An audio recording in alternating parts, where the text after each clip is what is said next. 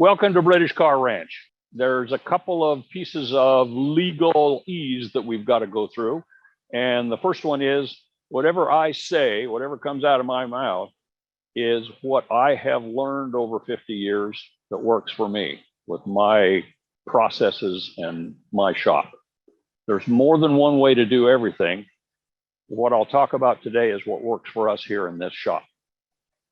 If it may sound different or be different than something you've been told or read before, so you get to make up your own mind what your lie detector says. Yeah, that sounds like a good idea, or no, that doesn't apply to me at all. You get to make that choice. Now, if you've got a mechanic that you trust and you've got your car going to that mechanic and you've got a relationship built with them, listen to what he says, no matter what I say, because he's the one that's guiding you and taking care of you and doing the warranty on the work that he does. And he can only do that if he follows his processes. So in that case, what you would do with this whole hour today would be entertainment, and that's okay. The second thing is there will be a copy of this tech session on the website under our tech tips after this show is over. And you'll be able to print out a copy of it and have the details that we talk about today. This is the third item is this is your session. So it's designed about you, for you, to you. If you have questions, do that, raise the hand button, and we've got somebody watching for questions, and we can relay that, answer the question, and boom, we got it. At the end of the presentation, actually, what the topic we chose for cooling is only to break the ice and get you warmed up so you can ask your real questions.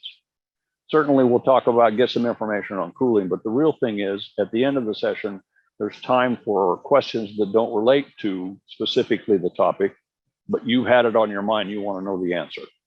We'll do those. The other thing I'm doing with this is recruiting.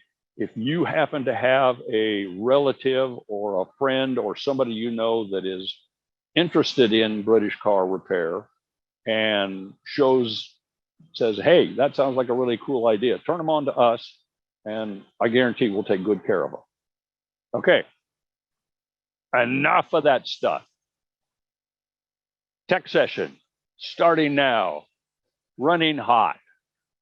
So our cars have a reputation for and an expectation of running warmer than we want them to in the summertime.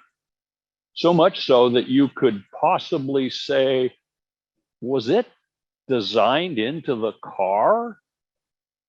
So, spoiler alert, yes, it was designed into the car.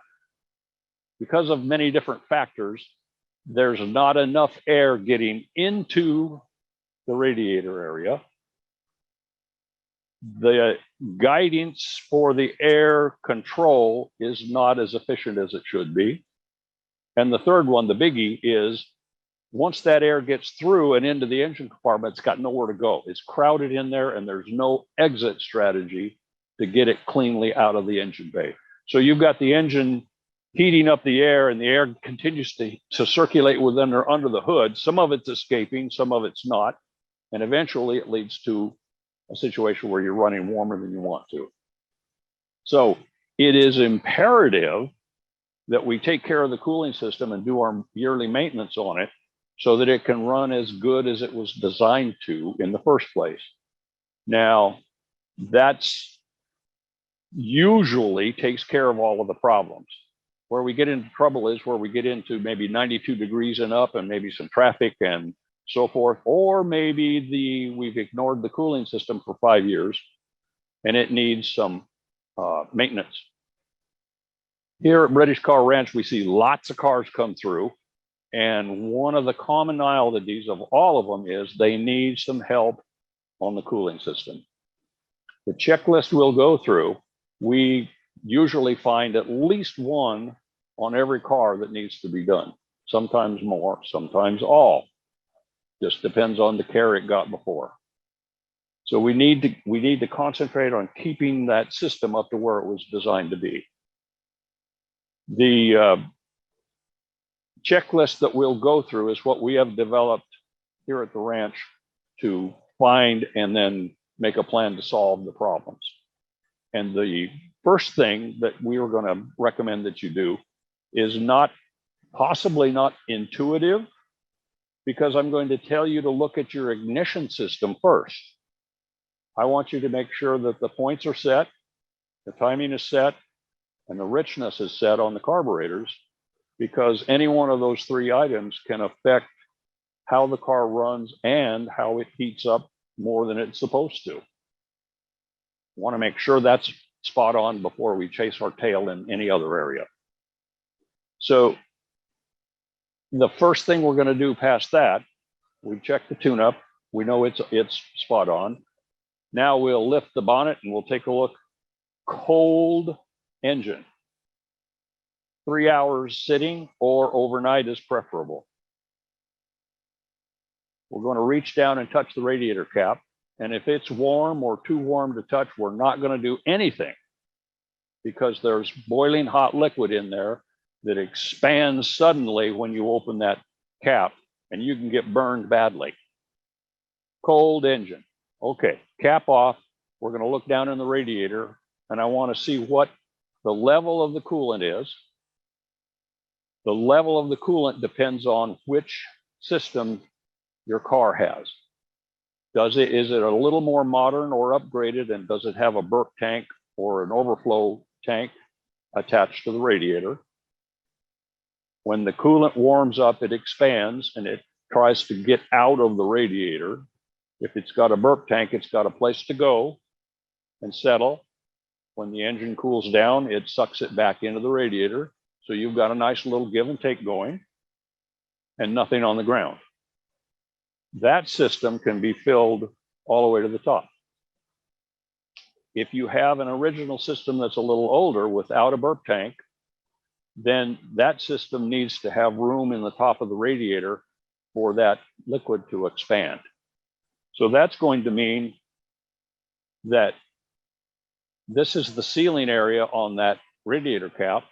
I want to have about 1 inch or 1.25 inches of free space, air space, before I get to the liquid. And that'll be your full level. If you fill it to the top, it will naturally cycle and spit out the coolant on the ground, marking its territory and telling everyone that you have a leak until it reaches its static comfort level. Then that triggers the EPA police to come and arrest you and take you away because you're polluting the ground. We don't want that. So make sure that if you don't have a tank, you've got 1.25 inches of airspace. So the next thing I'm interested in is the color of the fluid that's inside that radiator. Here's what I want. I want this bright green and transparent, not cloudy. So I'm looking down and I can see through the liquid and I can see the top plate of the inside of the radiator. That's where we want it to be. Nice and clean and clear. The further we get away from bright green, the more problem that we're going to create. If you open your cap and it's all brown and rusty, well, you've graduated to the top of the class. You need a flush, probably more than one flush now. So, any questions so far? Nice and quiet. One question should be, what fluid do I use as my antifreeze? We want to use the old-fashioned, original, green, ethylene glycol-based antifreeze. Plain, simple, less expensive. It's made for our cars and it gets along very well. So What about these long life, extended life, lifetime coolants? They were made for modern cars with different metallurgy and different chemicals, different items in the cooling system engine, and they're not for our cars. As a matter of fact, the aggressive detergents that are in those rainbow coolants is too aggressive and attacks some of the pieces inside of our radiator and cooling system over a long time period of time, but nonetheless, it's not made for us. And it's more expensive, so there's really no reason to use it. The difference in life expectancy of the ethylene glycol regular and the long life, this is recommended at 2 to 3 years for recycling and flushing. And the long life is 5 years, 4 years.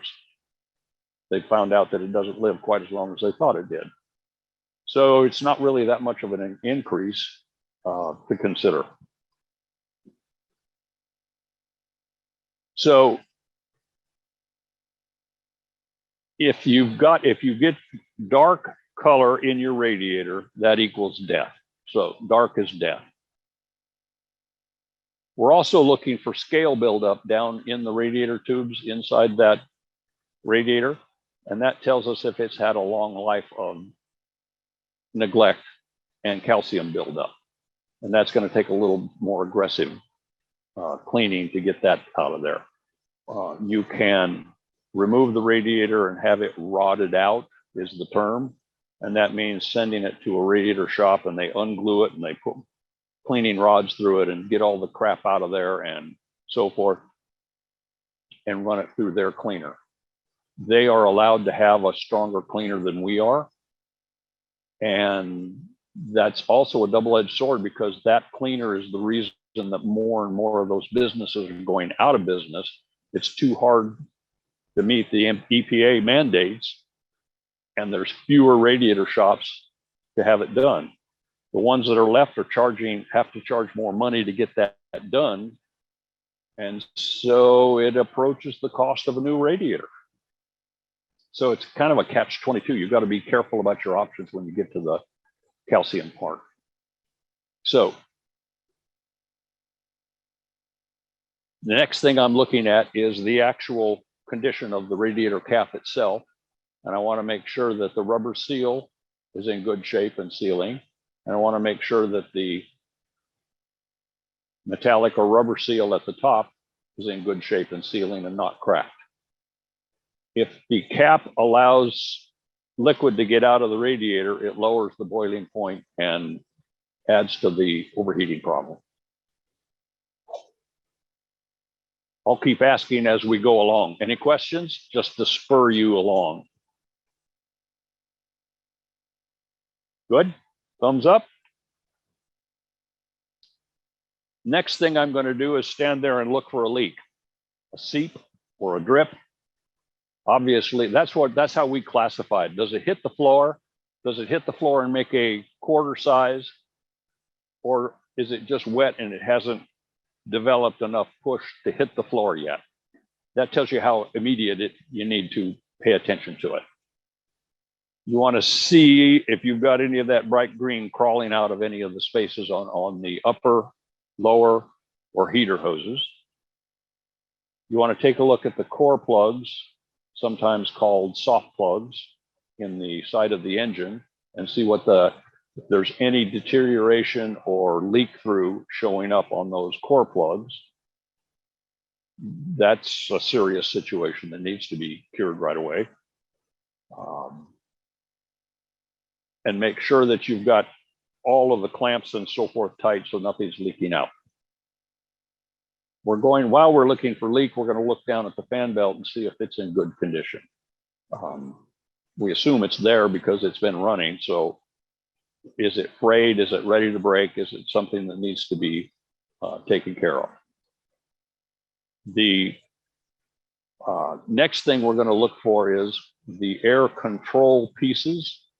And what those are, let's look at an Austin Healey.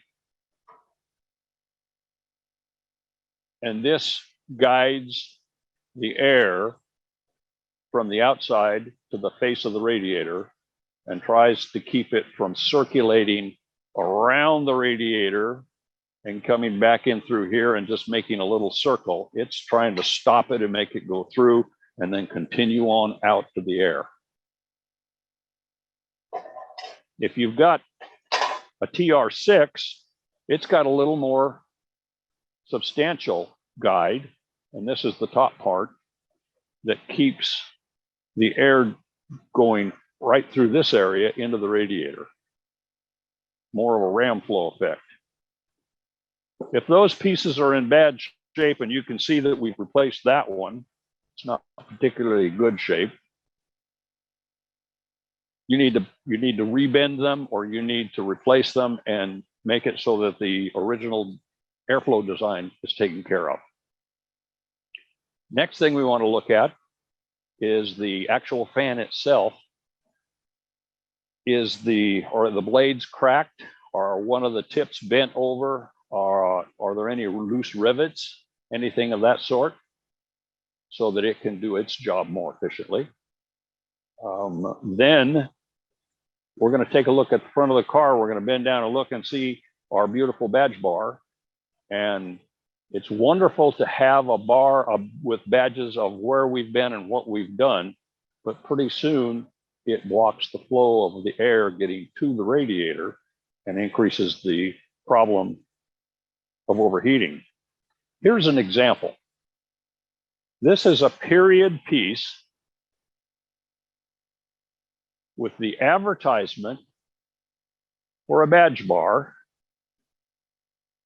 and it's showing clearly 72 badge bars located over the front of the car, shielding all but a little bit of the air getting into the car. This would be an extreme example, but nonetheless, that's not what we want to have happen. We want free flow. So I have a badge bar, but mine are out to the side, and I pick and choose which one I want to display. Compromise. So that's the ordinary items that you can do and look at yourself to see what condition the cooling system is in. And from there, you can make your list or copy my list and highlight it and go to your mechanic and say, okay, this is what I'm seeing and this is what I'd like you to do. You can be an intelligent consumer with that information and get exactly the repairs that you need to be done. If you're at British Car Ranch, the advanced processes that we do are, first of all, we will check the pH level of the cooling system.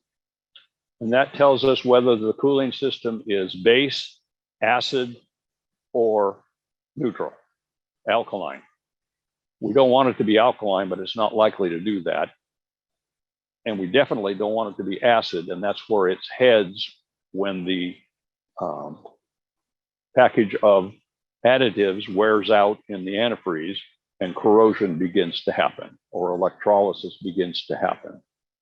So what we use is a test strip, like a litmus test, and we'll dip that into the cooling system,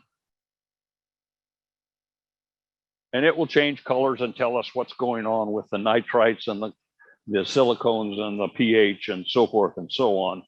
It'll give us a test of the condition of the additive package that's in the antifreeze. The antifreeze can look good, but we want to make sure that it's got its anti-corrosion capabilities. The second thing we're going to do is we're going to check the accuracy of your gauge, because they can easily be 5 to 10 degrees off and more if it's really bad. So what we'll do, there seems to be a question. Mark Tomlinson asked, do fan belts have an age life like tires? Excellent question, because yes, they do. Now, I worked for Napa for 30 years during the day, so I was inundated with information about this kind of stuff from the manufacturer. And of course, they want to sell more product, but they say 4 to 5 years is the average life of a fan belt. And you can tell the age of the fan belt by what's going on the, I'll get a little closer for you, what's going on the sidewall of the fan belt. And that's, if you see a polishing, that's okay. But if you start to see irregularities or fraying, that's when the belt should be replaced. Obviously, the worse the fraying, the sooner it should be done. Good question. Okay. We're going to check the accuracy of the temp gauge, and we'll bring the car up to working temperature, and we'll use a non-contact thermometer. Harbor Freight, I think they were 29 bucks last time I looked. And you point and tells you what the temperature is on that surface. I'm going around the thermostat housing, not the exhaust manifold, but the thermostat housing, to see what temperature it's actually telling me that is, and then comparing it to the gauge. And they should be very close to each other. If it's not, I send the gauge down to California to Morris at West Valley Instruments and have it rebuilt. The next thing I'm looking at is, does it have a thermostat in it in the car? And does it have the correct temperature range for that thermostat? The wives' tale is that if you take the thermostat out, you'll run cooler. And you will for about 20 minutes. And then once the coolant starts to get warm and stay warm, it will just continue to climb until it's out of control. The thermostat allows you to warm up more quickly and control the flow of the coolant through the engine so that it slows down enough in the engine compartment to pick up the heat and then bring it out to the radiator. Take a little bit of time for the air to remove the heat and take it to the atmosphere and return that coolant at a lower temperature back into the block. So the thermostat is a very important gateway to keep the cooling system working properly. Our engines want to run at 182 to 192 internal temperature so that they run the most efficiently, burn the fuel most efficiently. So if we've got a 160-degree thermostat in there, we're defeating the purpose. We're not lowering our ceiling. We're actually running more poorly than we would if we had a 182 or 192-degree thermostat in there. Well, we can do a whole tech session just on that, but that's the basics. Then the next thing we would do is, if we have any concern at all about fluid escaping in the cooling system, we're going to use the coolant dye, add a couple of ounces of that, circulate it, put on our Batman Roger Dodger glasses, and turn on the black light and look for the evidence.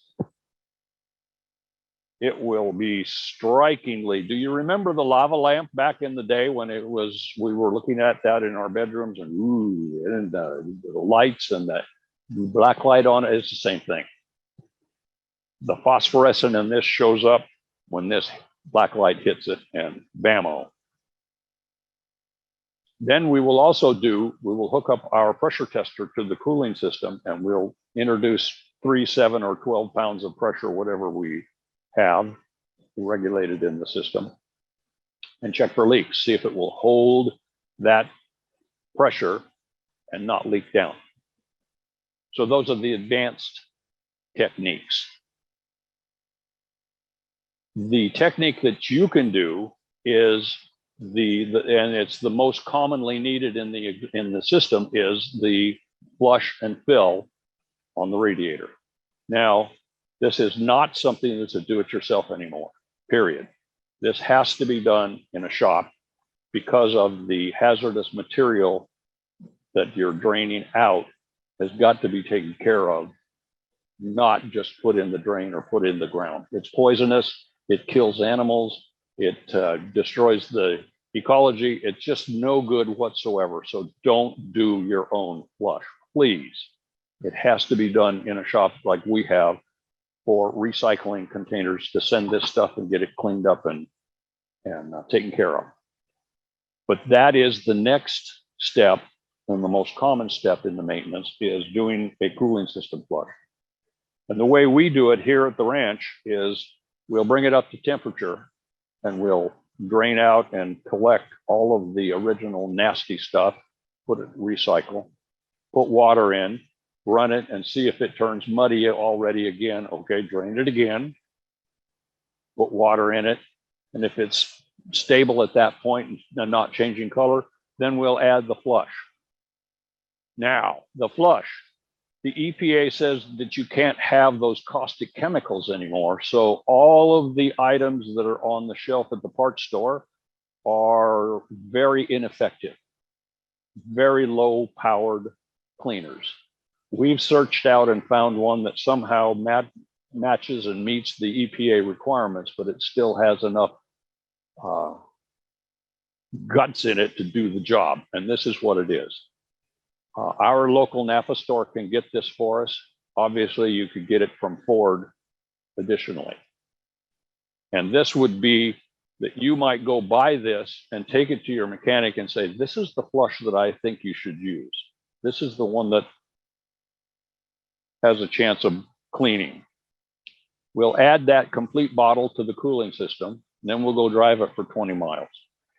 That will create a washing machine type effect inside the cooling system, scrubbing it down and dissolving and taking care of the crap and mud and corrosion that's in there. We'll come back, we'll let it sit for an hour or two, but not get it cold. Go back and drive it again, some more scrubbing. Come back, drain it, capture it, recycle it, fill it with water, and see if it stays clean or if it gets muddy right away. If I had a system that was really dirty, I can take 2 and even 3 flush cycles with the chemical to get it clean. Now that the flush is one part of your duties. The other part is to solve any of those problems that we delineated earlier, whether the radiator cap or the coolant or the belt or the thermostat. Any of those items have to be corrected also. So that leaves us with upgrades. What can we do to improve the system? The first thing people consider is water wetter. That's one of the brand names. This is also another brand name here. And what this is a chemical that increases the ability of the liquid to absorb and transfer heat. We've seen 5-6 degrees of difference on the results. So it's a fair item. I don't go to this until I have the system all working properly and completely up to snuff to see what it will perform at. I don't necessarily like just adding chemicals to the mix.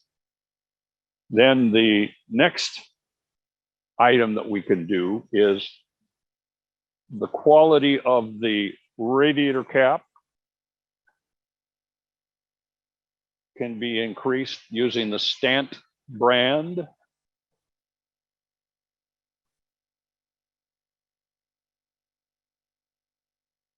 And this would be the cap on my left and the thermostat on the right.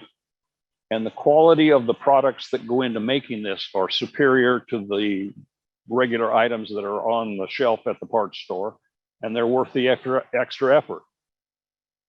The thermostat, for instance, is stainless steel. stainless steel spring, and it has a better sensing device in the center for the temperature, and it has a smoother opening and closing, which regulates the flow even better. So they're small items, but they add up to a better choice. Question: do I use the water wetter on a seasonal basis or just year round? And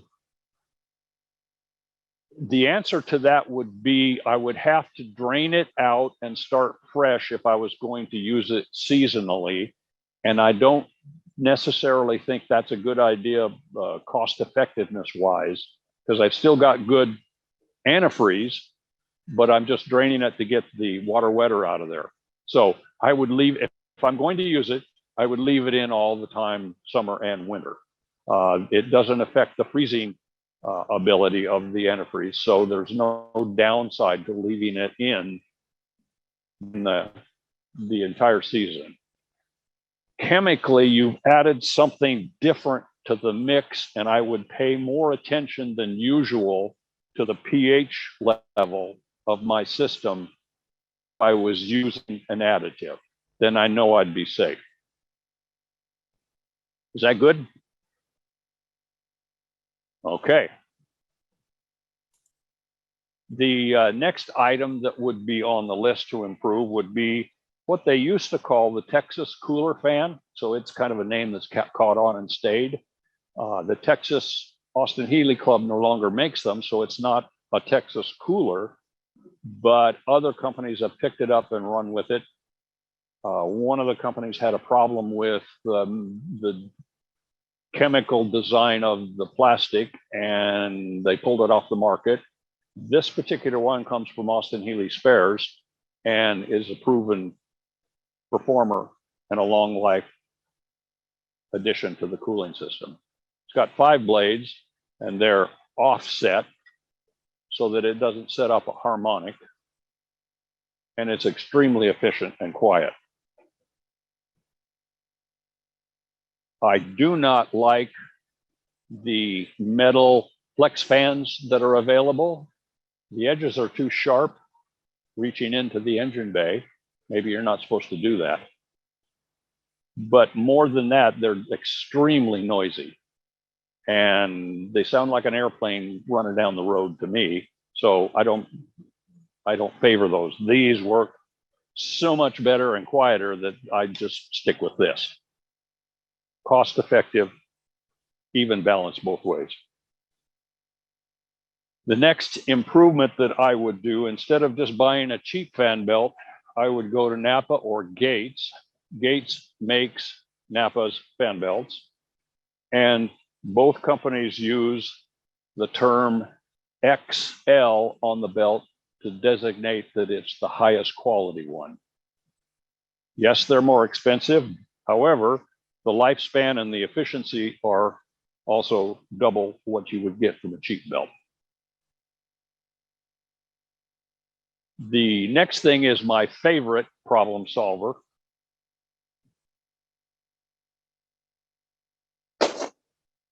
Crash. The aluminum radiator.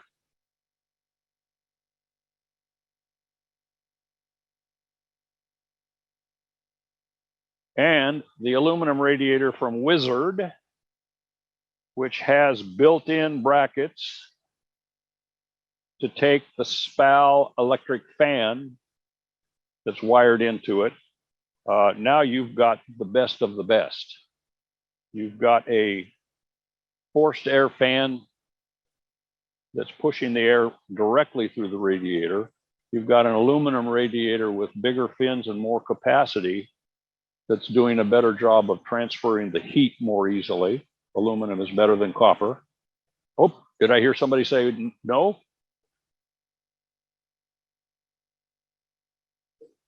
Okay. Chemically, the aluminum transfers heat better in an automobile cooling system. So that makes this a better choice for us working to get our system resisting that 92-degree traffic jam situation. That's where this really comes in handy, is in that low airflow time of driving in town, stop and go, or extreme heat. This solves that problem for me. Now, the way we tell if our system is operating properly or not is, under normal circumstances, our temperature gauge will, wherever it's normal for you, wherever that needle sits most of the time. So now you're in a little warmer weather and you're pulling a hill, the temperature goes up. If you're in the traffic and stop and go, the temperature goes up. That's what it cannot avoid doing that. So that's normal. What we look for is, as soon as we get moving again, or as soon as we crest the hill and quit pushing, the temperature comes back to our normal. That's when we know the cooling system is doing its job, and it's just environmental that is causing the fluctuation of temperature, and that's normal. What we don't want to see is if it goes up and stays up there or goes up and climbs. That means the system's in jeopardy and needs either to stop climbing the hill or get out of the traffic to get it to cool down.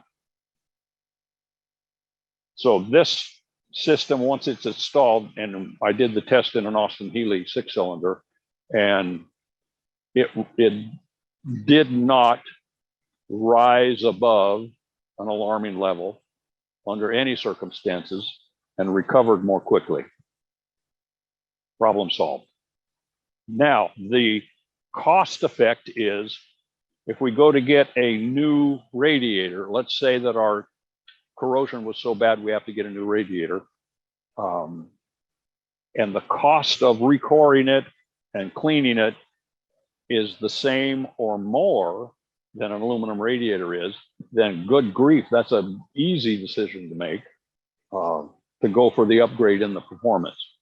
I have had a few people say, no, I just can't stand the look of the modern silver.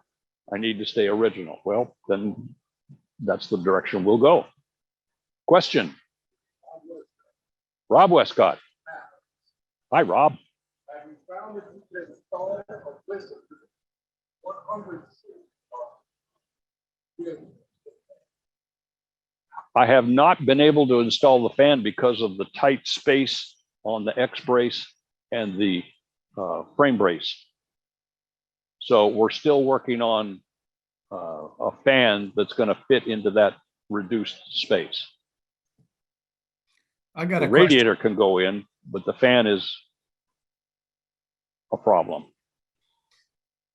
Another question about the fan, Steve. Go ahead, Bruce. What about the electrical load of the fan? If you still have an old generator rather than an alternator, is that going to be an issue? What about the electrical load on the system if you're an original generator and you put a fan with this configuration on it and the demand is now more? How does the system handle it? And what we do is wire it through a relay. And so the heavy power requirement for the fan startup, obviously the startup is more and then it settles down to a lower level. The power requirement for running that fan comes directly from the power source, the battery, and the switching is done through the relay, and that protects the original wiring system and allows it to function beautifully. Ah, good. That's very creative.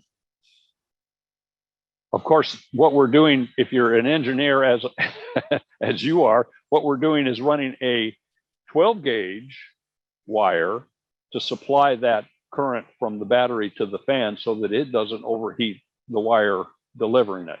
And that makes everybody happy. Okay. My favorite. Cost effective, high quality from Wizard. The other radiators are cheaper out there, but I've had some quality issues with strength of metal and durability. So I like the best I can get. The next thing we could do is radical, and that is put some louvers in the hood or some louvers in the fender wells so that the air in the engine compartment has a way to get out. Like Rob Westcott's hood bonnet has louvers in it, and that's bam, it can cool much better than a car without that. Now, my problem was way back in the 70s when I did my car, my co-conspirator, which would be my wife, refused to allow me to put any louvers in the design of the car. It just was not a possibility. So that's why my car is original. I wouldn't mind having them, but there you go. So the next and last thing is, during the time when you're doing an engine rebuild, which should only be once in your lifetime, have the rebuilder descale and make sure that the deep pockets of the cooling system are completely rotted out and cleaned of all the mud and sludge so that you gain your full capacity of the cooling system. And that, my friends, oh, there's one more thing I want to cover. What about, nobody asked me, what about lifetime non-water Evans coolant? It came on the scene and barnstormed, and it was the best thing since sliced bread. So we tried it. We tried it on several cars. It's a lifetime coolant, so you never change it. Well, we had to change it in 3 years. We had to change it in 4 years on the 2 cars we tested it because it just got so sloppy and pH level. It was the same as any other coolant. It just did not take well. Okay, so what about the cooling capacity? Well, we didn't really notice any effective reduction in the ability of the system to cool. It was the same as it was before, and it was in decent shape. The system was in decent shape. So what's the choice? Okay, if we go with regular coolant, it's $15 a gallon. If we go with Evans, it's $51 a gallon. Oh, okay, that helps make a decision. Second thing, if you're going to use the waterless coolant, you have got to use their flush, not anybody else's, but their flush, to purge the system of every drop of ethylene glycol that was in there and return it to a pure and empty system to start off with this. $39 for the flush, plus the cost of having it done. I'll stick with the ethylene glycol, thank you.